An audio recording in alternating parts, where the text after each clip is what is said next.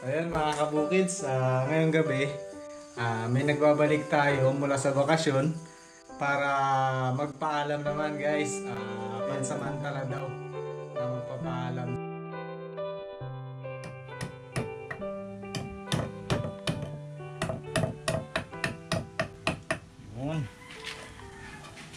Okay. Ayan mga kabukids, magandang araw po, kamusta po ang lahat?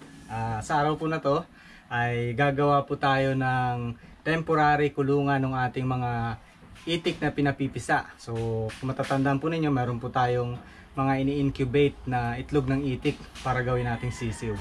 So ngayong araw, gagawin nga po natin to dahil preparation po kapag nagpisaan na sila at meron silang temporary kulungan. So temporary dito sa bahay namin sa baryo ay gagawa tayo ng kulungan nila dahil hindi ko pa kasi mailalagay doon sa bukid, gawa ng wala pong ano doon, kuryente, at saka hindi ko mababantayan ng madalas. Baka kasi kainin sila ng ng bayawak or ahas. So ayun, dito na muna siguro mga isang buwan o mahigit hanggang sa habang brooding pa sila stage, at para mas maalagaan ba. At ito naman po mga kabukids yung update sa kanilang lagay ngayon.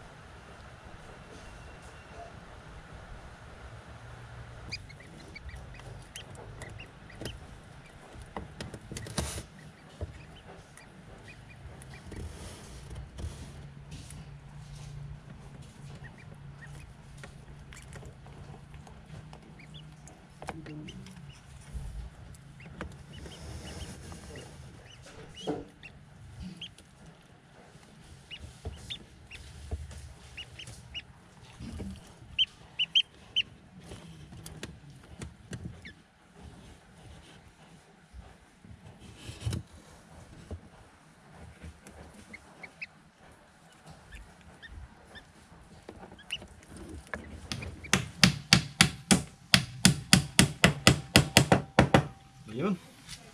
Dito pa sa baba. Suporta yan sa screen na ilalagay natin para hindi lumubyok, bumagsak.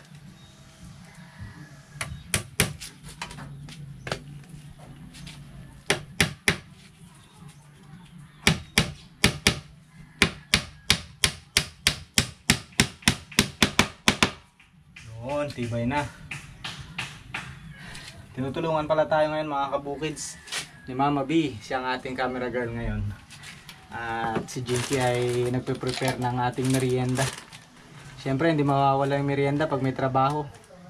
Kagutom eh. Talagang baka magutom ang ating camera girl. Gutom nga na walang ginagawa. Laging gutom.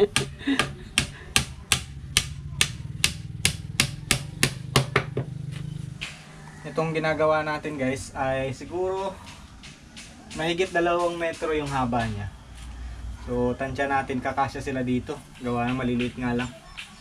At okay na yan.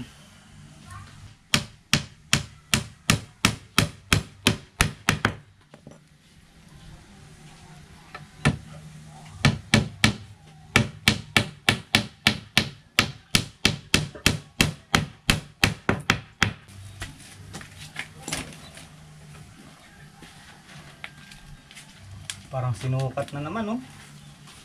Kapos. Parang sinukat pero kawang. Kapos. Sinukat ko talaga to. Yun nga lang, ito palang baba niya. Ano na? May mga butas-butas na. Pero matiyatsagaan natin yan. Tapos nakita ng pusa no? Mayroong siwang, yari ka. Huli ka. Huli kayo.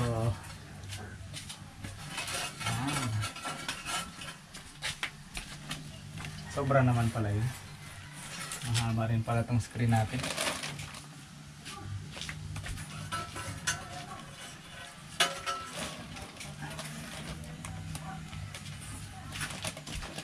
Ito kasi mga kabukid sa itira lang namin nung dati. Meron din ako ditong kulungan ng mga sisiw.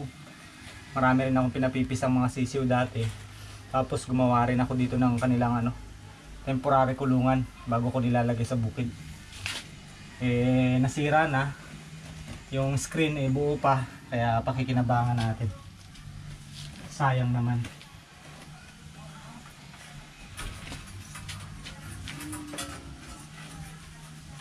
Yun.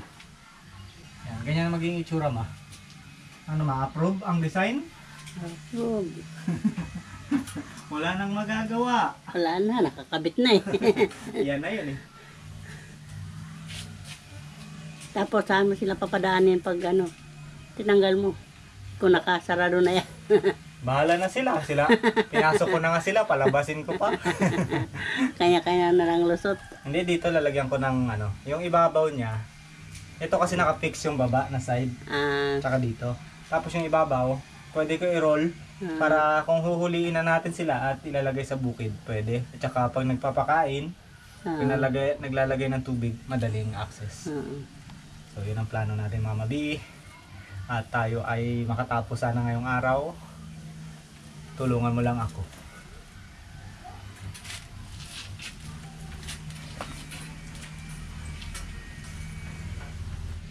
Yan ang kalalabasan yan guys. Merong screen na ganyan. Hindi rin kasi pwede rito yung yung walang screen. Gawa na ang dami rin pusa dito sa baryo. Doon din sa bukid marami rin, maraming kalaban doon. Aso, pusa, yun nga bayawak at ahas. Ayan.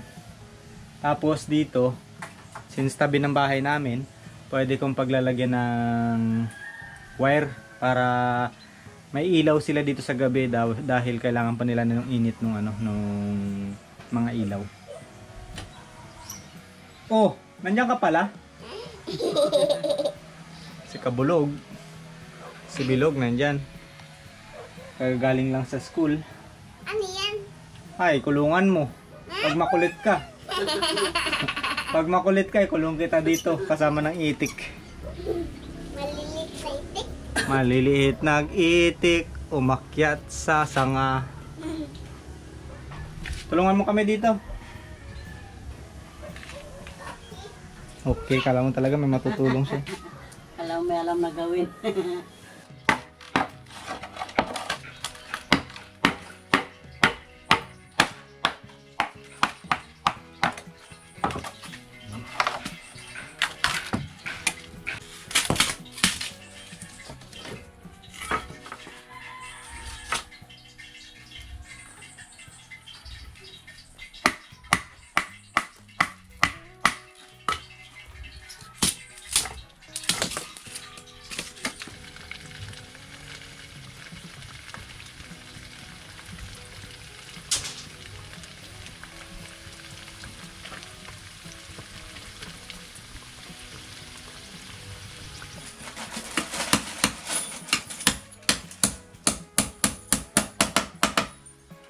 Yun o.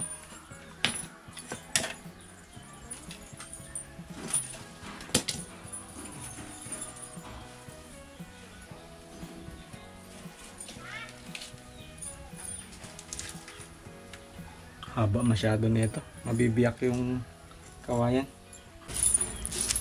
Yung pinakakonting kalawang ma. Baka matitano yung itik. Ayan. Okay na.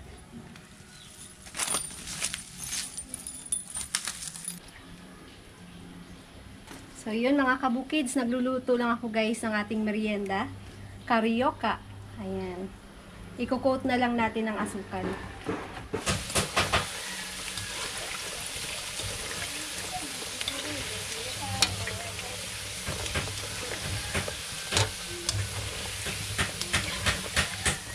Mahilig tayong magluto mga kabukids kasi mahilig din kaming kumain eh. Lalo na yung pangalan ay Bilog. Ay naku po. Maya-maya kain. Marinig lang ang kain. Hindi ko lang sure kung mai-enjoy to ni Mama B. Kasi medyo makunat tong Carioca eh. Basta't makakain. Enjoy na. Enjoy na lang, ma. Ayan.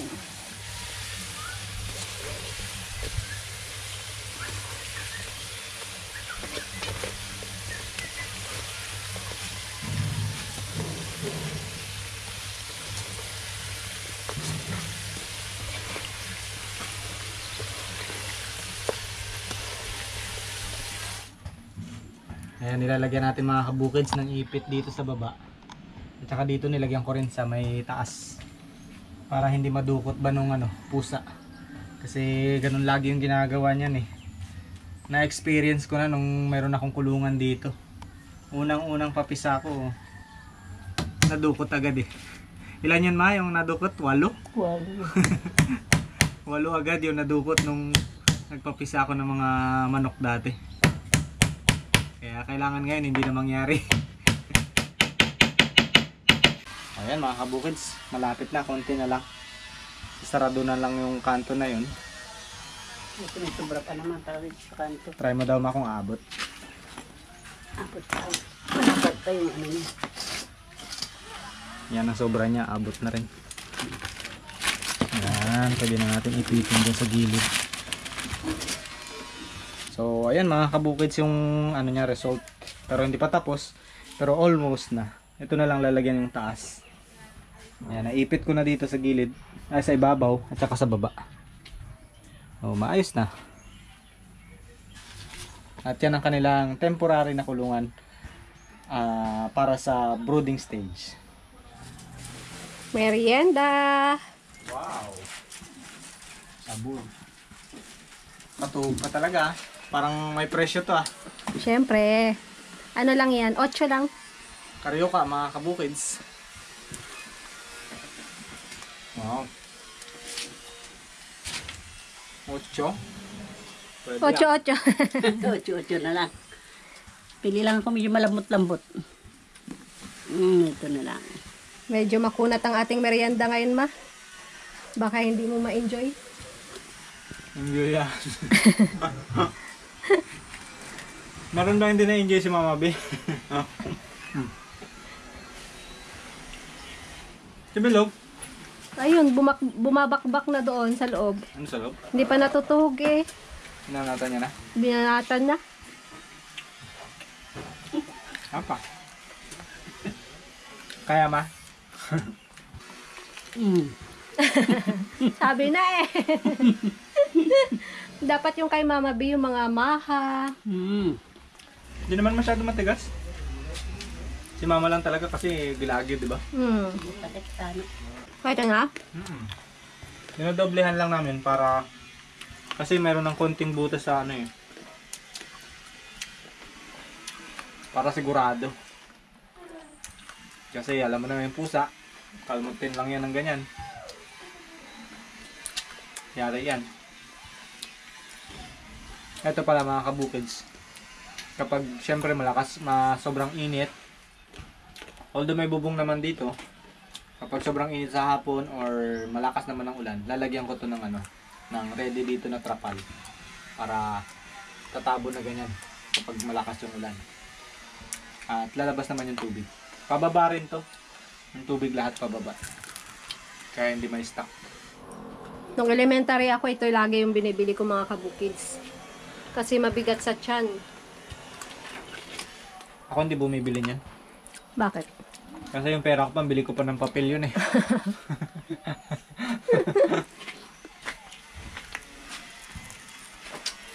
Itira mo yung iba, bukas baunin mo yan sa school. Ako baunin ko bukas yan sa bukid. Bukid? Wala ko naman sa school. Di ba na ako nag-school?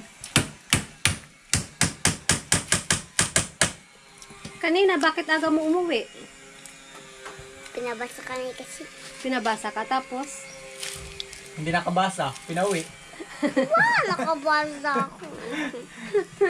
Una daw siya nakatapos eh. Ako yung pinahunang magbasa. Tapos, Tapos yung naano ako, yung ibang bata naman binasa.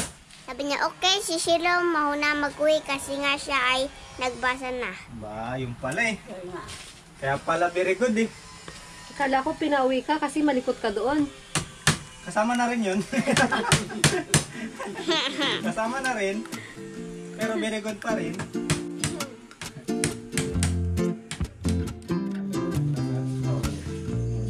Ganda ng bag mo. Mali. Seryoso na ba yan? Joke lang yan. 1 day lang yan. 1 day lang. Dami ah. Impake na talaga. Oh? Ay, magdapit na rin pag-bibigat, oh. Parang galing sa ano, preso ah. Ganito yung bag nung galing sa Wait lang, check ko baka dito yung tinidor eh. So yun mga kabukids, ngayong gabi, may nagbabalik tayo mula sa bakasyon para magpaalam naman guys. Pansamantala daw na magpapaalam si Kabukids Ulag. Dito ka lang. Yan o. Yan. So dahil, ano ba? Mga nakaraan, kung mapapansin nyo mga kabukids, hindi siya nakakasama sa vlog kasi nagbakasyon siya. Doon pala sila sa ano niya, sa pamilya niya sa bayan, sa Coron. Ngayon, bumalik siya ngayong araw para nagpapaalam na hindi daw muna siya makakasama sa atin sa vlog. Kasi naghanap muna siya ng kanyang trabaho, kumbaga. Naghanap muna siya ng bagong trabaho. Pahinga na muna sa pag-vlog. So, kaya yan. Nag-ready na siya ng mga gamit niya. Kasi dito siya nakatuloy sa amin eh. So, babalik na muna siya doon sa kanyang pamilya. At nakahanap Kala ko na wala kang pamilya. Wala kang pamilya. balik na muna. Katulad din ni Kuya G, no? Nung mga unang nagbo-vlog tayo kasama natin, tapos medyo nawala-wala, paminsan-minsan nakakasama kasi nga meron na rin siyang trabaho ngayon. So ganoon din po si Ulag. Sa ngayon din natin makakasama pero sure naman na paminsan-minsan kapag napupunta rito or napunta tayo, sana nga puntahan natin sa trabaho niya para malaman natin kung okay yung ginagawa kasi baka mamaya, di ba? Malaking bangko yan eh.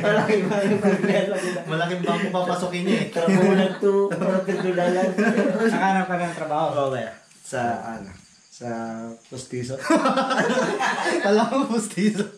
Sa postizo. Hindi. Pero seryoso mga kabukids, yun talaga may plano siyang magtrabaho kaya pala nag bakasyon. So naghanap siya ng trabaho at swerte naman daw bukas start mo na, diba? Opo, kaya. Oo, start. So masaya naman tayo para sa kanya guys kasi ako rin mismo nagsasabi sa kanila na kapag merong racket, merong trabaho, grab na muna nila kasi nga yung vlog maliit yung ano natin, no? Ang ating kinikita. Although meron, pero hindi sasapat para sa sa kailangan. Binata, kailangan niya ng gasolina, kailangan niya ng kung ano. Pero wag po kayo mag-alala dahil nandyan lang naman po yan at nandyan lang po siya, malapit lang. Malapit lang namin balikan. Kung pupuntahan, pwede. I'm sure naman mga ilang ano lang yan, babalik yan at makakasama ulit natin kasi malaki yung chance po na matanggal din siya kaagad.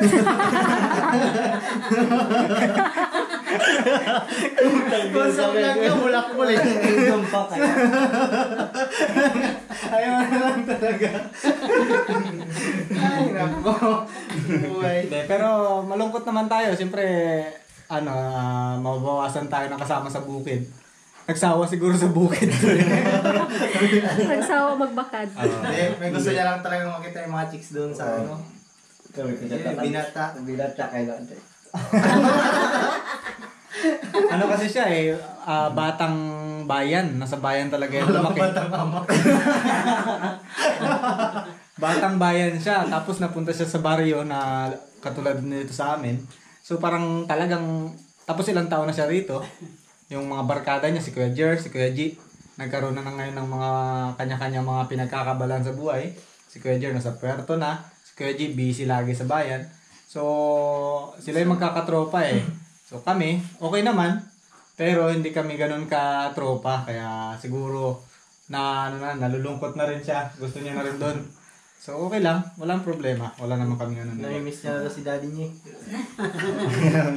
Pag uwi niya nga doon, kinis pa nga siya. Anak, sama-sama na tayo ulit.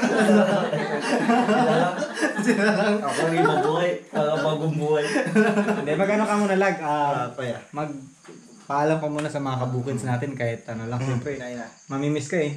Eh, yun guys, napapasalamat ako na ano ba? Na mag-aalis malakos. Oo! Umakiyak! Pero wala tuloy. Okay, bigyan natin ng ano si Ulag. Na moment. So yun guys, salamat sa ano nyo sa Support. supportan nyo at yun, ano ba? Wala. Babalik ka pa ba? May bala ka pa makabalik? Hindi ko sure kuya. Depende sa... Depende sa discussion. Discussion kasi. Discussion ulit. Sitwasyon. Hindi, basta nagpapasalamat po si Ulag. Hindi niya lang po masabi ng ano yung seryoso. Kasi ito, wala pa talagang kaseryosohan to sa buhay. Hindi kasi guys, pag nagseryoso siya sa buhay niya, grabe, maiiyak talaga yan. Maiiyak yan. Iyakin yan. Isang bagsak. 1, 2, 3.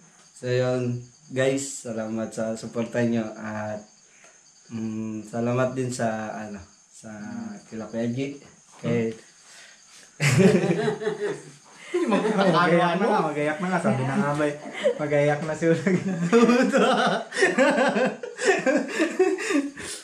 Siyempre matagal ko rin kayo makasama kaya mamimiss ko rin kayo. Oh, yun sana.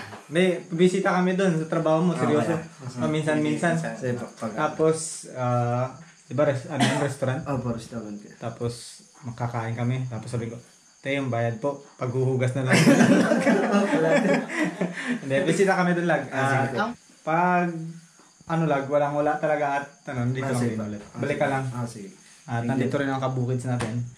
So, salamat mga kabukids po sa pagsuporta ninyo sa mga lahat po na natutuwa at sumuporta kay Ulag.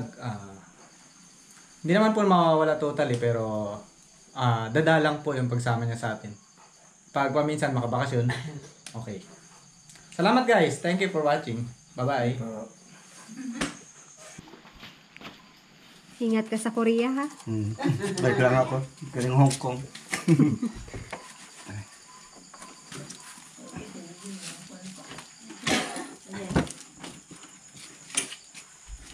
Saan ba mong bag? Saan iba mong bag? Yan, nakalimutan ko na kasi pinapa. Nakalimutan ko. Plastic yan. May bag pa pala. Ay, nalaglag na. Hindi pala ako talaga. Yung brief mo lang. Ang birit na lang. Nabasok.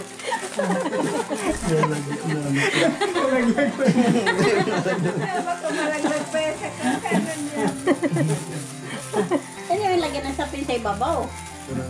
Ingat sa biyahe. Thank you po. Yan, brief yan lang. Delikado talaga pula pa man. Mamaya nalaglag yun sa ano yan, tatanggalin mo. Bye guys.